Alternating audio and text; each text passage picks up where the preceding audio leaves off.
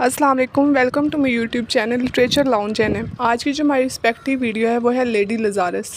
इसकी पोइटिक्स का हमने इंट्रो भी करना है, इसके साथ साथ इसकी समरी, इसकी line by line explanation, symbolism, each and everything आज के हमने इस वीडियो में कवर करनी है। पहले चलते हैं हम थोड़ा पोइटिक्स का इंट्रो कर लेते हैं। ये पैदा हुई थी 27 अक्टूबर 1932 बूस्टन यूएस में, और इसके बाद इनकी डेथ हुई थी 11 फरवरी 1963 लंदन इंग्लैंड में। इनकी अगर वेल नोन वर्क्स की बात की जाए तो डैडी, लेडी लजारस और द बेल जार, ये इनके फेमस वर्क्स थे। और ये इनकी शादी हुई थी टेड हजिस से, और इनका डाइवोर्स हो गया था बहुत जल्दी, क्योंकि मतलब इनकी जो लाइफ है वो ज़्यादा सफरिंग थी और वो बहुत ज़्यादा डिप्रेशन में रहती थी। इनकी डिप्रेशन का ये आलम था कि इन्होंने अपनी लाइफ में, जो कि 30 साल की इनकी ज़िंदगी थी, उसमें उन्होंने 3 दफ़ा सुसाइड अटैम्प्ट कर रखी थी। तो ये बहुत ज़्यादा डिप्रेस्ड रहती थी और फिर फाइनली 1963 में इनकी डेथ भी हो गई। इनकी जो ये पोइम है लेडी लजारस, इनकी डेथ के 2 इयर्स आफ्टर पब्लिश हुई थी 1965 में, और ये इन्होंने लिखी थी अपनी डेथ से 4 मंथ पहले। अब हम इनकी पोइम की तरफ चलते हैं। पहले इसका थोड़ा सा बैकग्राउंड देख लेते हैं। इसमें ना मिथ्स यूज़ की गई हैं। इसके अलावा जो ये पोइटिस है ना, इन्होंने अपने आप को लजारस के साथ कंपेयर किया। लजारस वो बंदा था जिनको जीसस ने आकर ना ज़िंदा किया था। वो मर चुका हुआ था, तो फिर जीसस ने दोबारा आकर उसको ज़िंदा कर दिया था। और ये अपने आप को लेडी लजारस कहती हैं। इनके लजारस का फीमेल वर्जन, क्योंकि बार बार सुसाइड अटैम्प्ट करती हैं, बार बार कोई ना कोई आकर इनको बचा लेता है, तो ये अपने आप को लेडी लजारस बोलती हैं कि जीसस इससे भी बहुत मोहब्बत करते हैं और बार बार इसको बचा लेते हैं।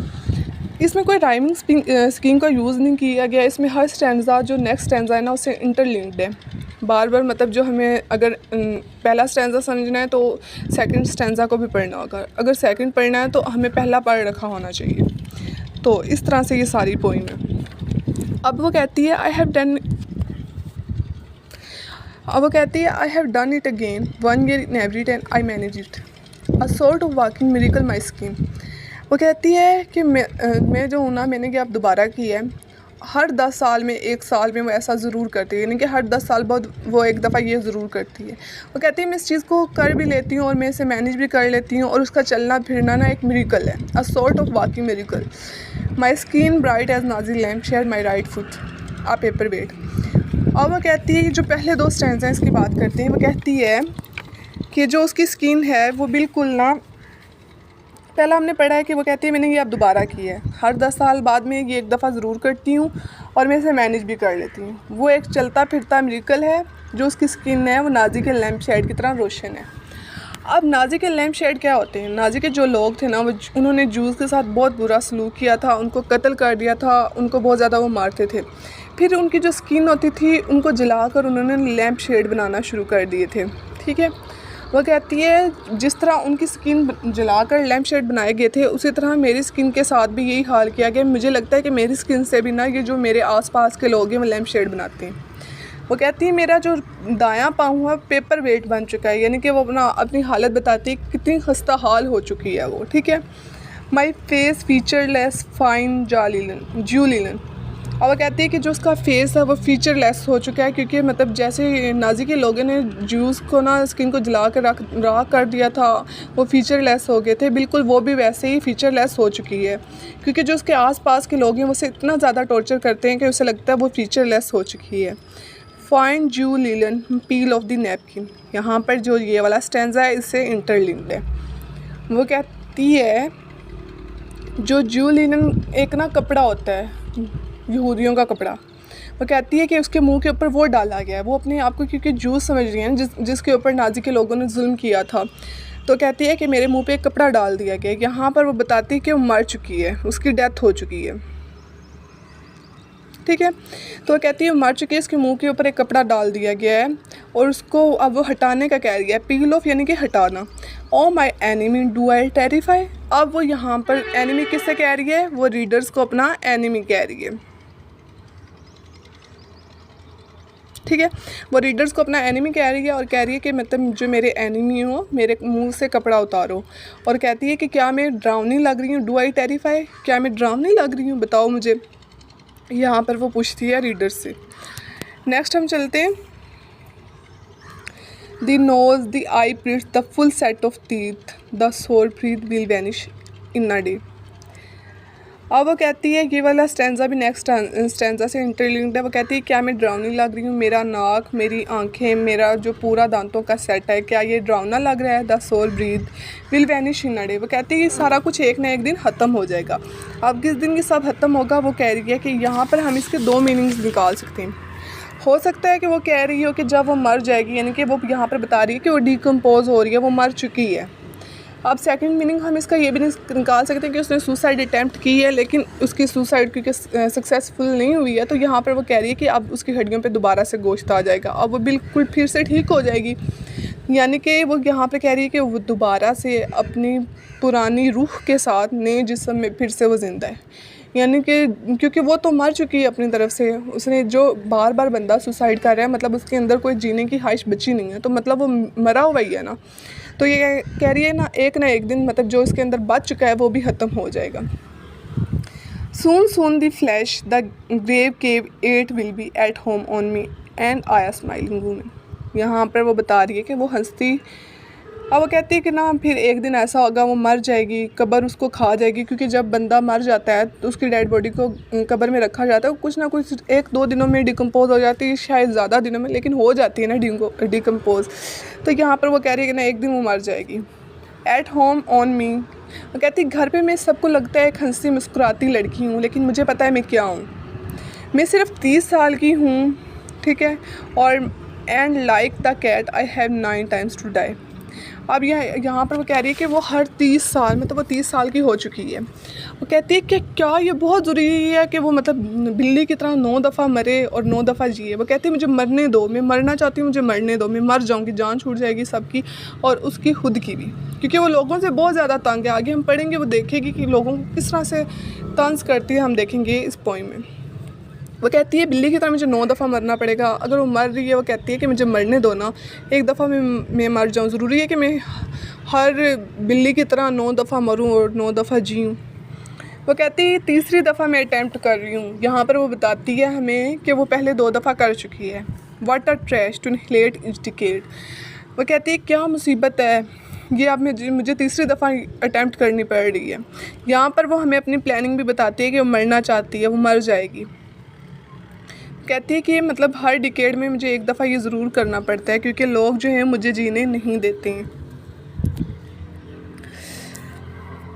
अब नेक्स्ट चलते हैं।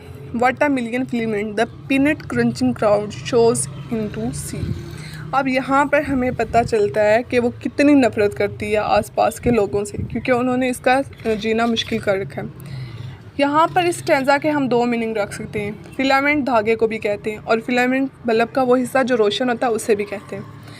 यहाँ पर एक मीनिंग हम देखते हैं तो हो सकता है वो कहती है कि उसकी ज़िंदगी इस तरह उलझी हुई है जैसे मिलियंस ऑफ फिलामेंट्स हो, यानी कि हज़ारों करोड़ों जो धागे हैं जिस तरह वो उलझ जाते हैं, इस तरह इसकी ज़िंदगी भी उलझी हुई है। यानी यहाँ पर वो डिप्रेशन का जिक्र कर रही है। या यहाँ पर वो भी हो सकता है मीनिंग के मतलब ना वो इतनी ख़ास हो गई है लोगों के लिए, इतनी प्रोमिनेंट हो गई है कि लोगों का हजूम उसको देखने आता। द पिनिंट क्रंचिंग क्राउड, यहाँ पर लोगों के हजूम की बात कर रही है, नापसंदीदा हजूम। शोज़ इनटू सी, वो एक दूसरे को धिक्के देते हैं उसे देखने के लिए, यानी कि वो इतनी ख़ास है कि लोग धिक्के दे देकर उसे देखने आते हैं। दम unwrap me hand and foot, वो देखते हैं जब वो अपने हाथ और पाँव खोल रही होती है। द बिग स्ट्रिप्टीज़ जेंटलमैन लेडीज़, यहाँ पर वो तंज कर रही है लोगों पे कि ये जेंटलमैन और लेडीज़ है ना, ये आती हैं धिक्के दे दे के उसको देखने के लिए आती हैं और ये उसके लिए बहुत ज़्यादा तकलीफ़ दे है और सबसे बड़ा टीज़ है ये। अब वो कहती है there are my hands my knees I may be skin and bone. वो कहती है कि मैं 30 साल की हूँ, यानी कि वो यंग है। वो कहती है ये मेरे हाथ हैं, ये मेरी कुहनियाँ हैं, ये मेरी स्किन है, ये मेरी बोन्स हैं। वो कहती है मैं बिल्कुल वैसी हूँ। Nevertheless I am the same identical women, यहाँ पर वो जिक्र करती है कि जैसे वो सुसाइड से पहले थी बिल्कुल वैसे ही तो है वो, क्यों बार बार से देखने आते हैं। और कहती है कि मैं दिखने में शायद हो सकता है लोगों को मैं ठीक लगती हूँ, लेकिन वो सिर्फ वो कहती है कि मैं बस एक ऑब्जेक्ट बन के रह गई हूँ, मेरे बस ये मेरे बाजू हाथ वगैरह हैं, लेकिन वो अंदर से मर चुकी है। The first time it happened I was 10, it was an accident, कि वो कहती है कि जब पहली दफ़ा उसने सुसाइड अटैम्प्ट की थी वो 10 साल की थी, ठीक है। और तब इसके फादर की डेथ हुई थी, बहुत ज़्यादा डिप्रेशन में चली गई थी और अपने बाप के बगैर ज़िंदा नहीं रहना चाहती थी, तो इसने खुदकुशी की थी, लेकिन बच गई थी। वो कहती है कि वो एक एक्सीडेंट था और वो बच गई थी। फिर वो कहती है the second time I meant, और दूसरी दफ़ा जब उसने किया तो इसने वाकई बहुत अपने आप को मारने की हद तक ले गई थी, बहुत मुश्किल था इसका बचना, लेकिन ये बच गई। To last it out and not come back at all, कि उसने अब सोच लिया था कि अब वो मर जाएगी और कभी वापस नहीं आएगी। आई रॉक शट, इसने अपने आप को बंद कर लिया था कफन में, ठीक है। एक घुटन ज़दा जगह में खुद को बंद कर लिया था इसने, फ्यूनरल गारमेंट्स भी पहन लिए थे, मतलब इसे लग रहा था कि अब वो नहीं बचेगी। इसने अपनी तरफ से फुल तैयारी कर रखी थी मरने की, लेकिन फिर भी ये बच जाती है, ठीक है। ये बच जाती है और इसे लगता है कि ये मतलब ना, जब उसे लोग इसे बुलाने लग जाते हैं, फिर इसको बाहर निकालते हैं, तो इसने वही वाले फ्यूनरल गारमेंट्स पहन रखे होते हैं।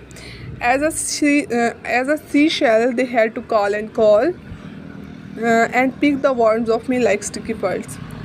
और वह कहती है कि बिल्कुल एक सी शेल की तरह इसने खुद को बंद रखा था, मतलब इसे लग रहा था कि जो इसकी रूह है इसके जिस्म में कैद है और मतलब अब वो आज़ाद होने वाली है। और लोगों ने इसे बुलाना शुरू कर लिया और फिर इसे देख लिया लोगों ने, इसे बाहर निकाल लिया और इसने वो फ्यूनरल गारमेंट्स पहन रखे थे।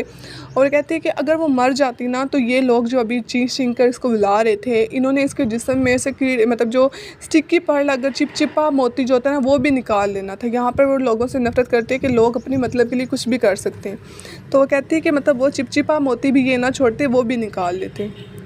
Dying is an art like everything else, I do it exceptionally well. यहाँ पर वो कहती है कि मरना भी एक हुनर है, बिल्कुल जैसे दूसरे हुनर होते हैं, खाने पकाने का हुनर, कपड़े सिलाई करने का, हर जैसे दूसरा हुनर होता है, बिल्कुल वो कहती है कि ना मरना भी एक हुनर है। और वो कहती है कि ना ये मतलब उसमें बहुत ज़्यादा महारत हासिल है, अपने आप को एक हिसाब से फ़ख्र कर रही है कि मुझे मरने पे महारत हासिल है। अब ये जो पोइम है हमने हाफ़ कर ली है और हाफ़ इंशाल्लाह नेक्स्ट वीडियो में हम कवर करेंगे। Thank you for watching, keep liking and subscribing.